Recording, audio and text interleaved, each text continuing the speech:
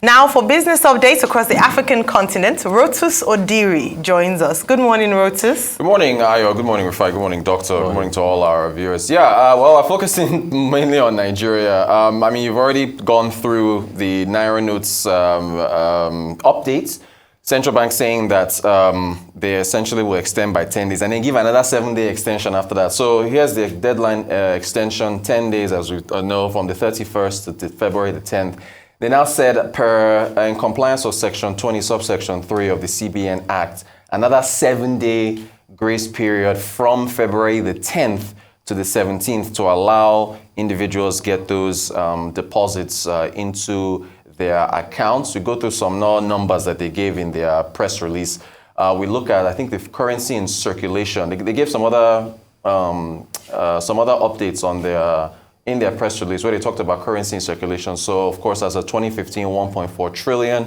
As of October of last year, 3.2 trillion. There are only about 500 billion in the banking system, about 2.7 trillion in people's homes. So this is what is driving this entire exercise. They then gave an update on what they've collected so far. So I think about 1.9 trillion is what they have collected so far, which they say about 500 billion is left that needs to be collected. So, if you average it out and you say if they gave us, I think this was a 100-day notice, so you've done 1.9 trillion in 100 days, about, 19 billion a day, and you've got about 900 billion left to achieve effective distribution according to the CBN. So that should be achieved over the next 10 to 20 days. And then they said they've deployed agents, about 30,000 of them, mostly in the rural areas and the hinterlands. We've seen the CBN, they came to Ekpe, they've been around a number of other areas. So there's that. But then, there is, of course, the question of the credibility of the CBN, because, at the Monetary Policy Committee, the MPC meeting just last Tuesday, remember the Central Bank said that this deadline was not going to move at all. So, the notice came yesterday. We, of course, are doing our jobs by letting a lot of people know this. Some people are finding out this morning. So, and of course, businesses have already stopped collecting old notes. So I guess, in all, it gives folks more time. But then there's the worry, of course, of the electioneering, what that means with them also getting another 10 to 20-day grace period and the impact and so on and so forth. So hopefully we see how things work out to that effect. But I personally didn't want the deadline extended. But anyway, we move on to Moody's. Moody's has downgraded Nigeria's issuer status and as well as foreign currency status with respect to the outlook, which they gave a stable outlook, but then this is a downgrade. It's a downgrade. A downgrade is a downgrade. If we take a look at what they said, so this is the rating action downgrading to CAA1. Yes, AA1 from B3. I think this is even lower than where they downgraded Ghana last year, which tells you a lot. But this is key here. Moody's expectation that the government's fiscal and debt position will continue to deteriorate is the main driver behind the ratings downgrade. The government faces wide-ranging fiscal pressure, while the capacity to respond remains constrained by Nigeria's long-standing institutional weakness and social challenges. Ultimately, the risk that a negative feedback loop, that is again and again and again, sets in over the next couple of years, which will include the new administration, between higher government borrowing needs and rising interest rates has intensified, excavating the policy trade-off between servicing debt and financing other key spending items. So again, remember debt servicing 80% of our revenues last year, and it just tells you that it is a dire situation for the country going forward. So there's capital expenditures are impacted, foreign exchange is impacted. This revenue situation plus the fuel scarcity as well is another matter. Speaking of fuel scarcity, the NPDRA, that's the Midstream Downstream Petroleum Regulatory Authority, put out a press release on, I think it was Friday, where they gave an update. Now, by the way, you can imagine trying to buy fuel and then having this Naira notes issue layered on top of that, the amount of chaos that can cause. But here is the very interesting update from them. They basically said, if we take a look at the excerpts from their press release, They were saying that, listen, they are talking to the authorities, they are trying to get a handle on the situation, and that basically that they have enough PMS in supply. But here's one particular paragraph that caught me. They say the current distribution hitch is heightened, made worse by activities of cross-border smugglers who divert PMS meant for the Nigerian market to neighboring countries where PMS prices are significantly higher than Nigeria's regulated price. We are engaging and collaborating with the Nigeria Customs Service to address the issue. And this is a classic case of addressing a symptom instead of the main problem, because it's there in plain English that you are incentivizing smuggling because you have a regulatory cap on your prices, and that is the issue. But still, the president has successfully been able to keep subsidies for 8 years, and he's going to leave office having kept this in place. Meanwhile, it's creating a headache. And if you tie this to the Moody's downgrade, the fuel subsidies that have been allocated for the budget up until June, 6.3 trillion, if that is extended, that places further pressure on our fiscal issues. But this right here is the regulator telling you that we are literally incentivizing smuggling because of our price. By the way, I think 3 of us or 4 of us were tagged in a tweet from someone in Delta State in Sapele. They took a video, I think we have the video there, where they zoomed in. Fuel was selling for 400 naira. Yeah, was it 500? So yeah, so I mean, essentially, I don't know what left the regulators to. They are losing the battle to where you might as well just remove the fuel subsidies, because you are now at 400 naira. You are now almost at the official exchange rates, which is 461, 462 to the dollar. And then if Ayo is saying you're selling for 500 naira per liter in Warri, then that means you are essentially almost at that rate. So you might as well just remove it and move on with life, so because this is still causing issues for all of us. Finally, there's last week, we're talking about IDs and voting. There was a report of someone in Enugu in a ward holding PVCs hostage and essentially asking for 1,000 naira as a ransom in order to release them for transportation. Now, whether or not they want that 1,000 naira in new notes or old notes, they didn't say. But again, just as a reminder of our IDs, just the continuation of the topic that we had with the kind of chaos and the fact that when you now have a system where you've got, PVCs and now the be-all and end-all of voting, someone can hold them to ransom, someone can withhold people's ability to vote.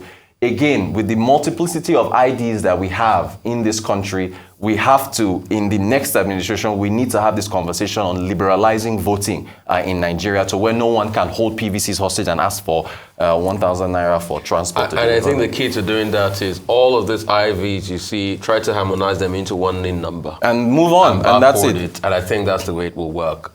Concerning the crude oil sector, we all know the problems. When the regulators are coming to say people are driving across the borders, I'm like, don't come to tell me that. Think solutions. What is the solution? Clear and simple.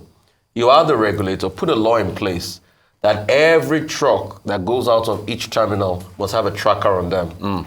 Have a central control room where you watch all of them on the tracker. You don't even need the customs. Once they go out of the border, you pick them on the tracker, you penalize them. Simple as ABC. I don't know why anybody has ever thought of this all this while. Just get a tracker, get a central server room for all the trackers. You make it mandatory for them to purchase. When they come to get their relicensing, you do it and you say you must purchase a certain tracker. You can get an OEM manufacturer to make the tracker. You can even use that to make money for Nigerian manufacturers. Get a local OEM to produce those trackers. But they need lights to produce it. Look a little cheap. I mean, you'll use gas or generator to make the factories. Right. You get it. After getting that, you put that in the central room. So you solve that problem. So all this one that they are driving across the border, we keep saying customs should hold them. We keep acting bright like we don't know the solution. Sometimes our yeye they smell. Moving on from that, we have seen what Moody's has said. Moody's has told us there to our face that this government has failed. Moody's just confirmed, because Rotus, what you are not also telling part of the story, that these are our worst credit ratings in over 17 years. Right. So everything is now a 17-year low. Right. Inflation 17-year low. Right. Worst credit rating 17-year low. And people should not tell lies to us, because somebody came here one day and he lied. Anyway, I fact-checked him on Twitter that during Olusegun Obasanjo's time, inflation was 28%. And I factored, I said, what lies is that? We've not had inflation like that. It was about 16-17% over the time. Some people even think we don't know data at all. But see, there's even the case of whether these inflation numbers are reflective of reality. Yeah, worse than that. Right, it could be they are worse. worse than that. And I'm not surprised, because when you look at it, the Abacha days, we had inflation well over 50%. And this hardship looks like those of the Abacha days.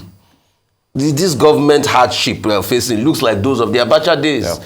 So we know the solutions again.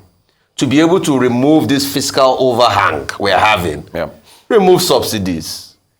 Fuel prices already 400 naira. Fuel prices already 400 naira. In fact, I heard in Benin, you can spend up to 1,000 naira if you don't want to queue.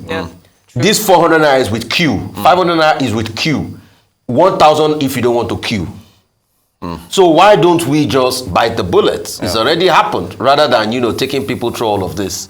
And those are the factors and the challenges we face. For the man with 1,000, I think INEC has a lot of questions to answer with PVC and everything. And I think INEC should do better. We can truly build this country, Rotus. It's a great country that's got great capacity. But you know what kills this country? The selfish interest of a few personal people. Interest, that's right. And they don't care what happens to the rest. And these people forget that the poor will have nothing to eat one day but the rich. Except the rich. All right, so just to piggyback on that, like I mentioned, this detail, I was in Warri over the weekend, and there were, so in terms of corruption, breeding more corruption, how did we find that out? Taking taxes, local taxes, what's on the official, on the official app is not what you would pay. They tell you that they're not moving anywhere because they bought 500 naira. And just to agree with what Rufai said, interviewing a few of the drivers, they mentioned that if you want to buy black market, right in front of the filling station, the women are the ones selling, by the way. You buy it for 1,000 naira, right? Now, talking about the tracker system that Rufai has given as an option for checking smuggling and, easy and obvious ways to check smuggling. The problem is not the fact that we don't have ideas as how to put an end to it, just in the same way as we know that we need to end subsidy as a matter of urgency. It's just political will. It's just the fact that people are not willing and ready because it's serving personal interests. That's just the simple. So it's not, when you make things like this, there's some people who have given proposals, who have given ideas as to how to solve this issue of petrol scarcity and smuggling, but unfortunately, no one is ready to take this on. There's no political will. There's no, and it's interesting that the president is the Minister of Petroleum. So he is. We keep forgetting that, right? I think we remember this. But because it hasn't achieved much of an impact, we forget. Now, going finally on the Moody rating. Downgrade. One thing, downgrade, sorry. One of the things that the review said, and let me read it, was like, while a new administration could reinvigorate the reform impetus in Nigeria, that despite, they cited ways and means as one of the reasons for the downgrade, financing of debts, and also obviously oil production. I wanted to point this out to demonstrate the power of leadership. Obviously, as we've met, in previous times and with many elections, when a new government comes in, depending on the person who is voted in, it could boost investor confidence. Of course. We are in a critical time in our nation. I just wanted to push that message out again for Nigerians who are watching. That we're in a critical time. The economy hasn't been this bad for over, as you've mentioned, 17 years. If we must turn things around, we must be very particular about the next leader that is voted in.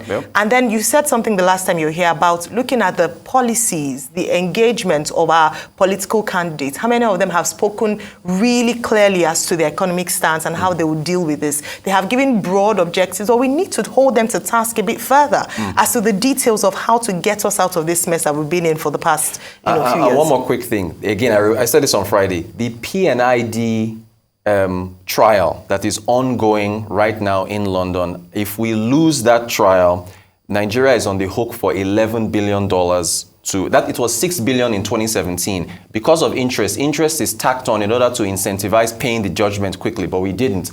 So if that judgment goes through, you're now tacking on, and then the president says, of course, it didn't happen again, it happened during the Jonathan administration, but President Buhari has now, they've used legal maneuvers to delay it up on this point to try to keep appealing. If we lose that judgment, we're going to get the decision, I think, about 4 or 5 weeks. That is another $11 billion that has not been accounted for. That's 1/3 of our reserves. So good luck to the next administration. Okay, the midstream and downstream petroleum regulatory agency. Look, we need to tell these government agencies, if you don't have something to say, it's better to keep quiet. Yes. Volubility is not an asset. I mean, I've checked some of those paragraphs in that press release. It's empty. The only new thing there is the promise that, as of January 20-something, we had 1.6 billion liters available. Yeah. Now, those 1.6 billion liters, they have to be available at the fuel stations. Exactly. And the liters are not available there. Nigerians are groaning. This is the second month, up to 2 months now. Yeah. And it's only now that, a committee, a 14-man committee was set up by the president, with the president himself as chairman, the Minister of State as alternate chairman. Maybe, the NMDA PRA is doing this just to show that they are doing something. Smuggling. Old wives Tail. Yeah. And then all this talk about, we will fix the roads. Are they going to fix the roads within the next 2 weeks? So there's no point, issuing meaningless statements. Maybe the purpose is to reassure people. But unless there is concrete output in terms of the iterations in any particular statement, then don't just bother. If the 1.6 billion liters are available and they are supplied, we will see the evidence. Yeah. It will be easier for everybody. That's number one. As for Moody downgrading Nigeria, well, should anybody be surprised? The credit rating agencies have consistently downgraded Nigeria. Only in November 2022, Fitch downgraded Nigeria's credit rating to a near junk status. What Moody has done is more or less to say, do the same thing. And they are not telling us something that we don't know. They're talking about the debt burden. They're talking about the status of the national currency. Is it not the same national currency everybody is worrying about? They are talking about our foreign exchange currency regime. They are talking about the distortions within the economy. Yep. Yes, they singled out ways and means that maybe if we can get securitization done, but the future of that is uncertain. Yep. Because the same National Assembly refused to touch that subject. They refused to list it, last week, and they may not come round to it, perhaps because they're trying to be careful. So this creates a major challenge for the next administration. Huge. The cost of borrowing is going to go up. The level of risk within the environment will be much higher. The debt burden that report talks about, we ourselves have said on this program, and it's been reported elsewhere, that's about 77 trillion naira. Interest rate is going up. Yep. So what we keep getting from these credit rating agencies is what you would call negative feedback. And it has implications for everything else, both the economy, the fiscal space, the monetary space, But is anybody talking about this inside Nigeria? Don't be surprised if somewhere along the line, one over-enthusiastic government official brings a statement to say, this Moody and Fitch, they are too moody. They are too moody. They should stop fishing in Nigerian waters. Right. That's the kind of, funny response that you're likely to get. As for PVC, well, INEC has extended the deadline, and people are happy about that, but will people still get their PVCs? Right. Some people have been going to local governments for the past 2 weeks. They can't get the PVC. There have been many reports on social media. Is INEC seeing those things? There have been reports of INEC ad hoc officials collecting money from people, hoarding people's PVC. Look, that amounts to sabotage. Why is it that nobody has been arrested? Why is it that INEC has not woken up to go to some of these local government areas and, have an oversight team, a task force, to make sure that those hard work teams, yes, they will open the office, they will sit down in front of a counter, but it's meaningless if they are not giving people their PVCs. You can extend the collection date, but if people don't get that PVC, then it's of no use, because we've been told that that is the only thing you can use to vote. And we've raised the question here. INEC has not addressed that. How about those students who registered at home and have gone back to school? Those ones, they are automatically disenfranchised because it may be difficult for them to leave school, to come home to collect the cost, and also, in any case, this is the era of fuel scarcity. So there are many contradictions. And from what we have seen in the Osun Tribunal verdict. There's still a lot of work for INEC to do from all directions. So it's not enough to just say we have extended. To what effect? Right. What difference would that extension make? And as for tracker, was it Rufai or you talking about to tracker? track the fuel. Yeah, well, I mean, these things work elsewhere. If you track anything here, the people who are involved in smuggling, who are involved with this, they are the ones that will install the tracker and that will go and sabotage the tracker. So it's the level of unseriousness that affects everyone else. But I won't go as far as saying this government has failed. There are bright spots, but that's another subject discussion for another day. day. Thank you, Rotus. Thank you so much. Thank you, Rotus.